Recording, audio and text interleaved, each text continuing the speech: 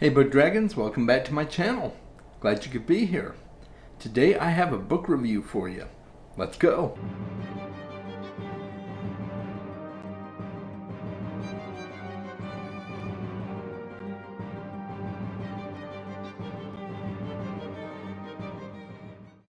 Thank you to my patrons. I really appreciate all you do to support the channel.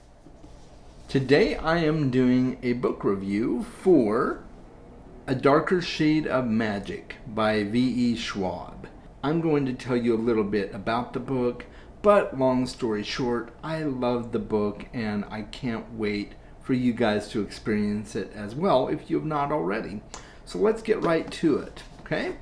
As with many of my reviews, I am going to break it down into several pieces for you. We're going to talk about the setting, because this is a portal fantasy. We're going to talk about the different portals. We're going to talk about the magic, the characters, and the plot. And then I'll end off with some of my pros and cons for the book that I experienced, okay? So let's start with the setting. A Darker Shade of Magic is the first book in the Shades of Magic trilogy written by V.E. Schwab, and it is set in the Regency era of English history. King George III is the current reigning monarch in England at the time. As I said, this is a portal fantasy, and there are 4 portals dealt with in this story. 3 main ones that take an active role, and then there's one that is kind of mentioned more in passing than anything. And they are all variants of London. So you have Grey London, which is mundane. People that lived in Grey London in the past were very proficient in magic, but in this particular era, magic no longer exists, or at least mostly no longer exists in Grey London. You also have Red London, which is extremely affluent, very high class. Everybody does magic. Everybody is very powerful, but they all kind of use it to make a utopian type society.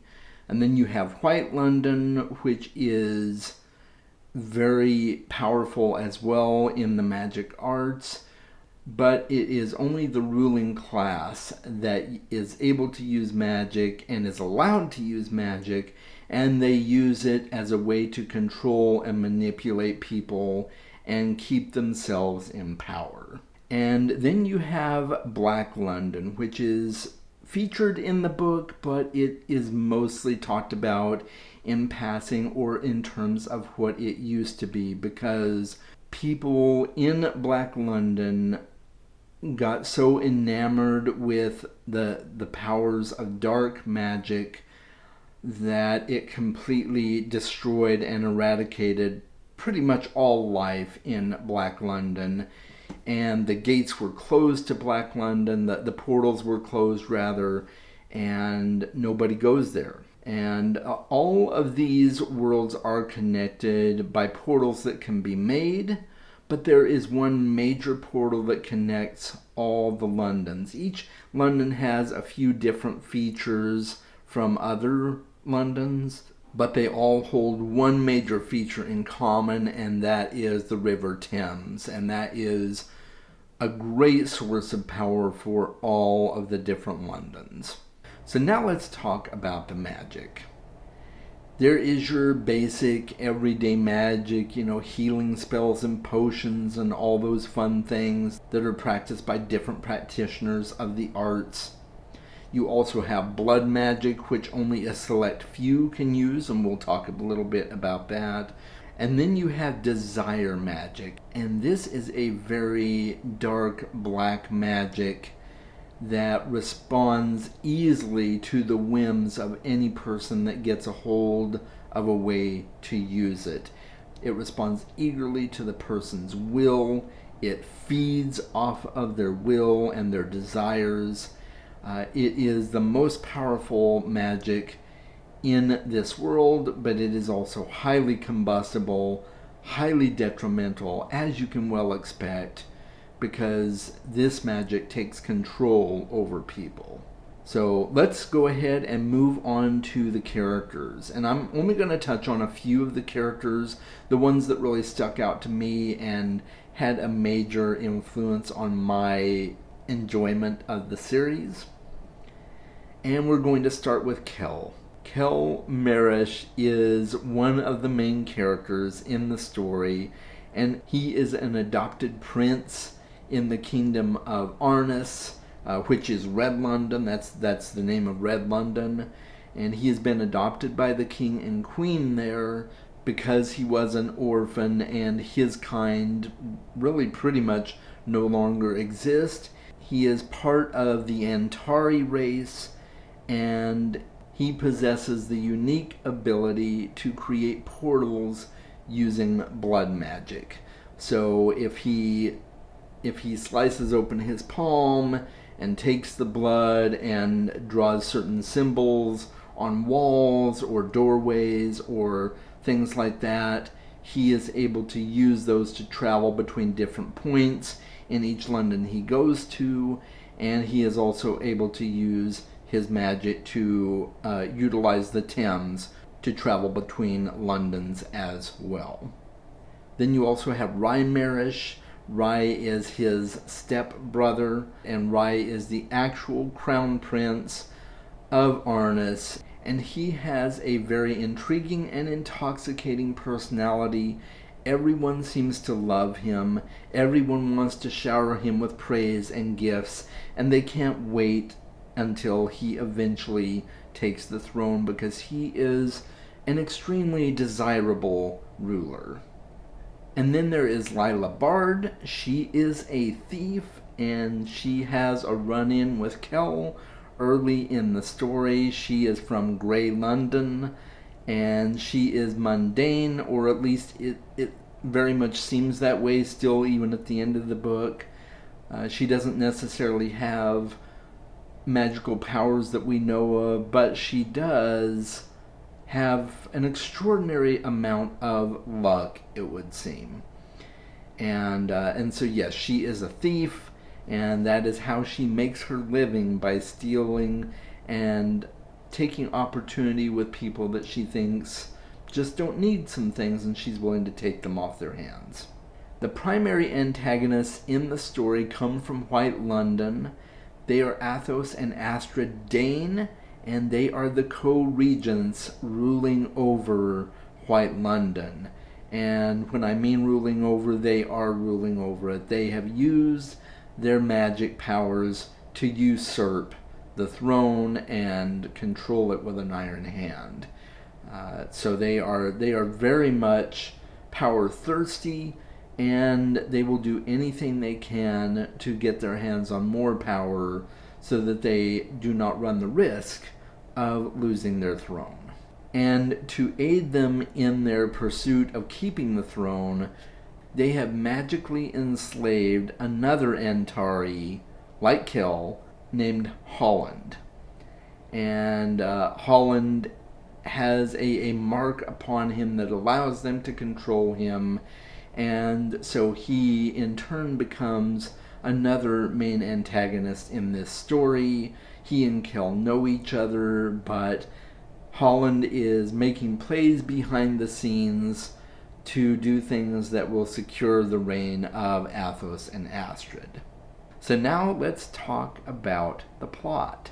As I mentioned briefly before, Kel is one of an almost extinct race of people called Antari, and they have the peculiar magical ability to create portals to travel between different worlds, and in this case, different Londons. And because of that, and because of his connection to the throne, being an adopted prince, he has become an ambassador between the different Londons. So he will travel from White London to Grey London to Red London, back and forth, carrying messages for the different ruling monarchs from their fellow ruling monarchs.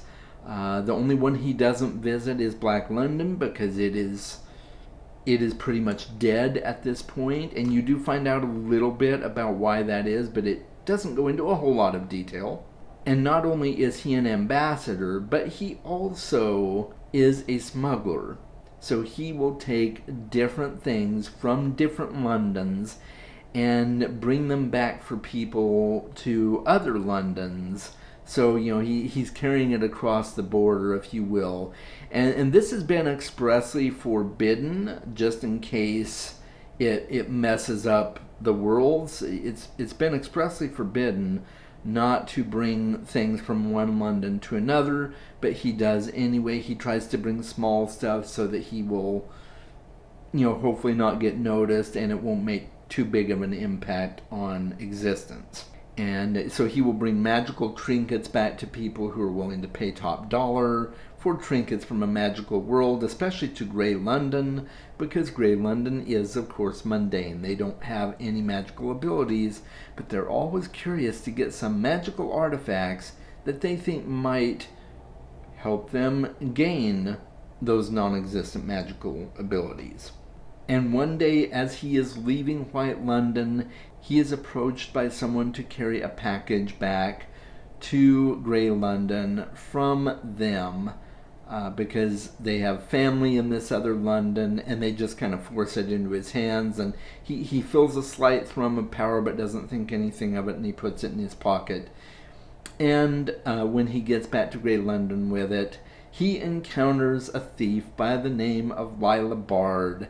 Throughout the beginning of the story, we do see different point of view sections with Lila and with Kel, and then of course they eventually run into each other. So Lila ends up stealing the package from him, and all goes to hell from there, because it turns out that this artifact is a magical artifact from Black London, and it will grant the desires of anyone who holds the stone and wishes upon it. And so he and Lila end up working together to try and take the stone back to Black London, where it belongs, to get rid of it.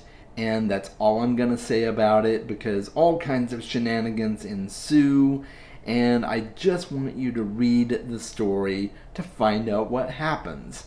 Of course, during the whole time, they are being chased by other people who want the power of this artifact for themselves. So he's hotly being pursued by Holland and Athos and Astrid.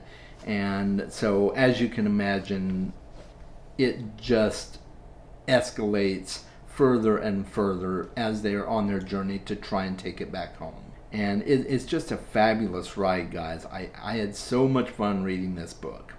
So let's talk about some of my pros and cons. Start with the pros first. This is a very whimsical story. It has a very unique magic system, and there's a lot of great tension in the story and moments of crisis.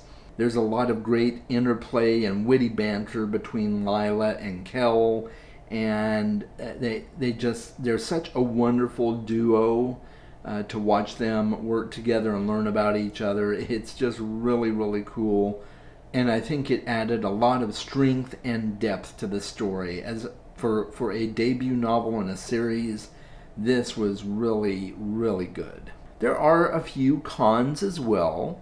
I felt like the details on Black London, while they are in the book, there wasn't a whole lot of detail. There wasn't as much detail as I think I probably would have liked to get a better feel for what Black London was like and why it's so important to get this artifact back to where it belongs.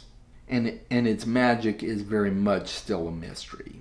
And I also thought some of the resolutions to the conflicts that were presented in the book were a bit convenient. That's not necessarily a bad thing, but some of them felt a little too convenient, and maybe there's a reason for that. I'm sure that some of my cons will get resolved in the second and third books, so I'm very much looking forward to reading the other two books in the series. Overall, I highly recommend this book to you guys. It was very worth my time to read. It was a really fast-paced read. I thoroughly enjoyed how quickly I was able to get through it, how much it kept me engaged in the story. I really felt invested in the characters, especially Kel and Lila. It ended in a way that leaves a lot of room to develop the characters and their stories, so I can't wait to see what else is on the horizon for this series. And it is a completed series, so you can sit down and read it in its entirety. Have you read this series? Has it been a series that you've been on the fence with and now you're more intrigued to read it? Let me know in the comments. And I also have a question for you. If you had to choose a London to live in, which one would you choose? Would it be Grey London, Red London, or White London? Or maybe you want to live in Black London. That's intriguing, huh? Let me know in the comments below what your choice would be, at least from what you've heard so far. And if you read the book already, you can probably give me an even more educated answer about where you would pick to live. So I think I would probably pick Red London myself.